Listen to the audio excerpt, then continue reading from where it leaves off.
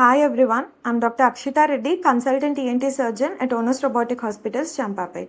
Heavy ear rings, యాక్సిడెంటల్గా pulling, చైల్డ్హుడ్లో injuries లేదా ఇయర్ పియర్సింగ్ గన్ యూజ్ చేయడం వల్ల చాలామందికి ఇయర్లో టేర్ అనేది అయిపోతుంది. కొంతమంది దాన్ని గ్లూ, గమ్ లేదా హోమ్ రెమెడీస్తో క్లోజ్ చేయడానికి ట్రై చేస్తూ ఉంటారు, కానీ అవి పర్మనెంట్ సొల్యూషన్ అనేది కాదు. సో దీనికి మనం చేసే గోల్డ్ స్టాండర్డ్ ప్రొసీజర్ ఏంటి అంటే ఇయర్ లోబ్ రిపేర్. సో ఇప్పుడు మీరు చూస్తున్నది ఇయర్ లోబ్ రిపేర్ ఓ లోబ్యులోప్లాస్టీ ప్రొసీజర్. లోకల్ అనెస్థీషియాతో పెయిన్లెస్గా చేస్తాము. టార్న్ ఎడ్జెస్ని కేర్ఫుల్గా రిపేర్ చేసి కాస్మెటిక్ సూచర్స్తో ఇయర్ లోబ్ని న్యాచురల్ షేప్లో రీకన్స్ట్రక్ట్ చేస్తాము.